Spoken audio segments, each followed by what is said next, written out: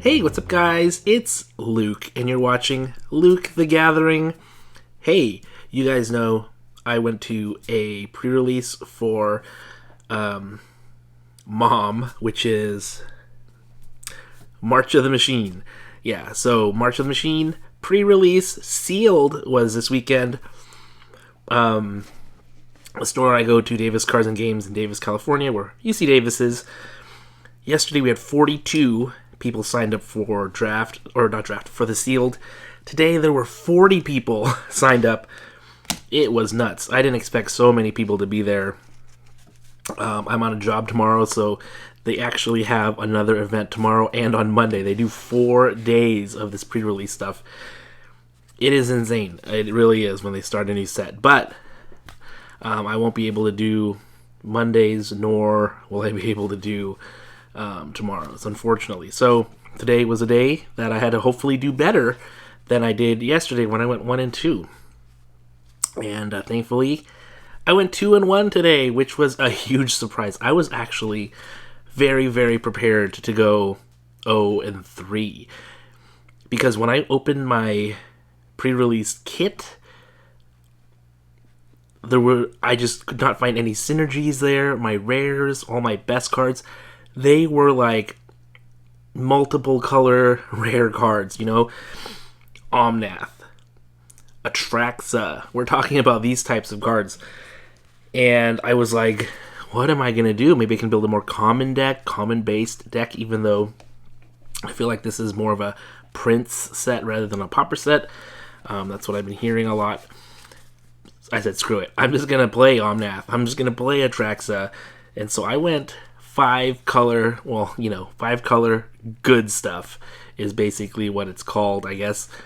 I just jammed the best cards I could into the deck and went for it.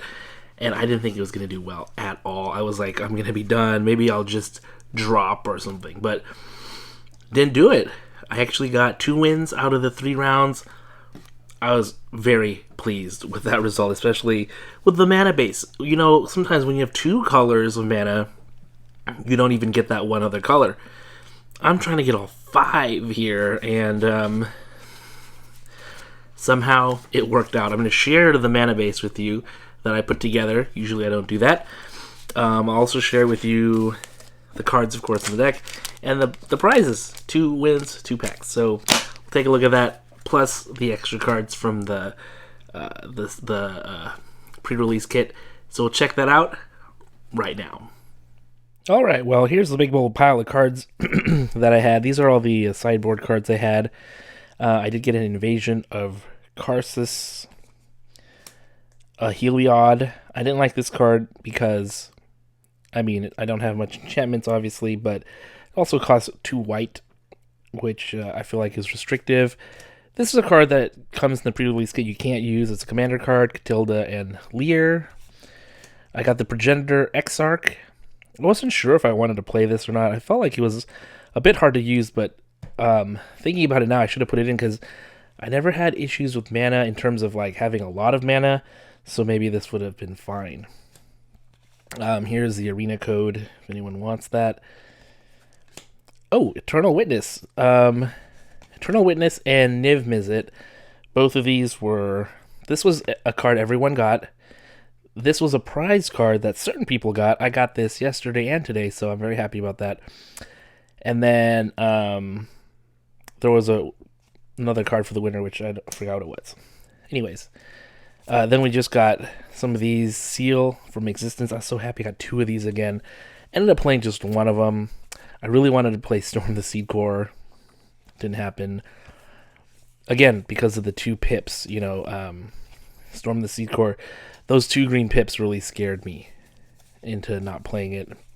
These I think are, these are just commons mostly.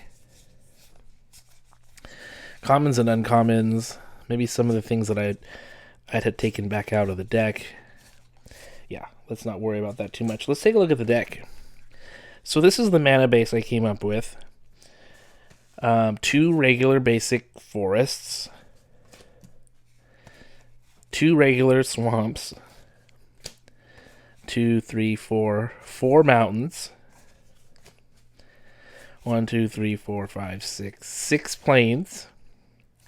And thankfully, I had these. I had the Windscarred Crag, which is red-white, Swiftwater Cliffs, blue-red, Rugged Highlands, green and red, Dismal Blackwater, blue and black.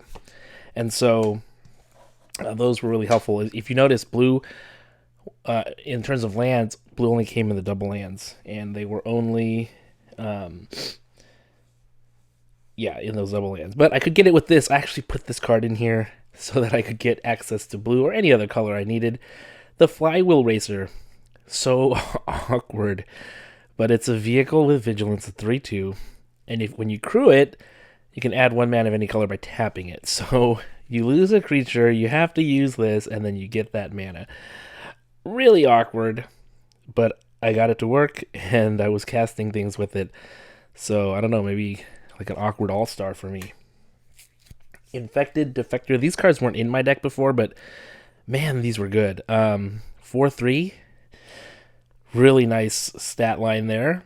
And then when it dies, turns into a 3/3, incubating for 3/3. That's pretty awesome. This was really a good card. I really liked it. Alabaster Host Sanctifier, 2/2 lifelinker. I just needed some 2-drops with lifelink. It was great. 1 Seal. That's a great card, of course. Realmbreaker's Grasp is also just a wonderful removal spell. This guy again, Infected Defector, 2 of these. Popped them both in. And then the Alabaster Host Intercessor. This is a removal spell in a creature right here. When he ETBs, you can exile a target creature an opponent controls until this leaves the battlefield. So this was really important because there's so many big bombs in the set. Like the last guy I had to face had like a Tali. He had these other, these big creatures. Like how do you deal with them? You just have to remove them. And there's a lot of removal in this. So thankfully, I was able to get this as well on a creature. Cut Short, another removal. Furnace Rains. This was an interesting one. This is the steal card in this set, where you can steal their card and then attack with it. Great. The best thing to do would be to sacrifice with it, but this actually really helped even when I couldn't sacrifice it. In fact, I didn't think I had any way to do sacrifice, but this got me like a treasure token, which was really impactful to help me cast some of the things that I had in the deck. So, really nice. Volcanic Spite. This is a great card. Dealing 3 damage, and then, after that, you can even use it to put a card back and draw a card. Scrappy Bruiser did a lot. This is actually like a 5/4 when it attacks a lot of times, and it goes back into your hand. A little inconvenient, but it's alright. Kenra Spell Spear is pretty good. Has prowess, but then it has double prowess on the backside when you transform it. Pretty cool. Fertilid's Favorite. Actually, this is the card I used on the Kenra Spell Spear with the prowess, and it just did all sorts of amazing things to pump it up. Also helps get you a basic land as well. At instant speed. Bonded Herd Beast. Didn't get to really use this, but I really wanted to.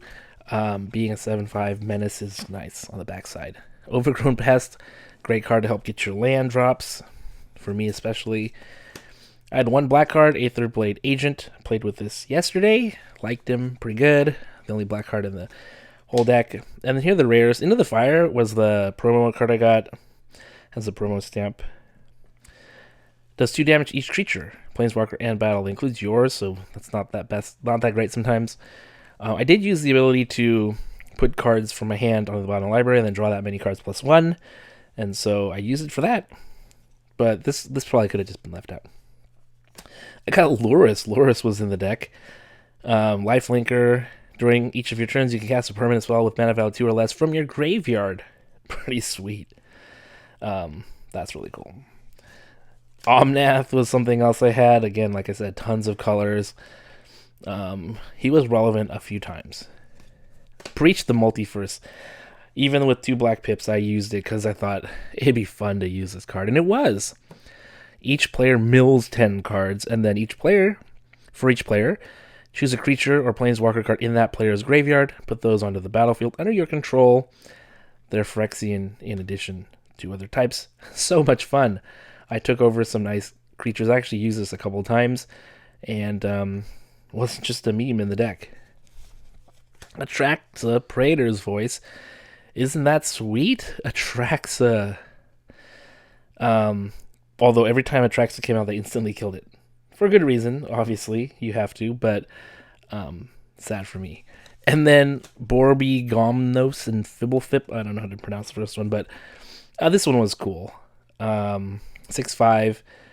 And when ATBs or attacks, you get a draw card, and you can discard land cards and do double the amount of damage that you discard. Really cool. It's a 6/5, so it's a big guy, and one in a blue to put him back third from the top in the library. So pretty cool. But look at these guys. When I was opening up the deck, the person next to me had like really great cards in like, a couple of colors, and I ended up with these types of cards. This is not my wheelhouse, but I'm thankful I was able to do well. And yeah, had a fun time tonight. So let's check out the prizes. We got 2 set boosters as prizes. See what we can get inside these. We got an incubator token, Vanquished Week. We got a Zephyr Singer as a rare. And we got Yargle. Shauna is not rare, and I think that's it. Yeah, because there's nothing else that's going to be in here. Yeah, nothing else. We got this token. Not token, art card. And then let's look in this final pack. Incubator again. Oh, we got a good card there. Gift of Completion, and then Ren and Realm Breaker. That's a sweet Planeswalker. Oh, and Teysa Karlov. That's really nice. Oh, and Surek and Goreclaw. Triple or double rare mythic. Pretty good way to end it. Love it. That's great. And there we go. And that was it. A lot of fun tonight. Thanks for watching the video. I'll see you next time.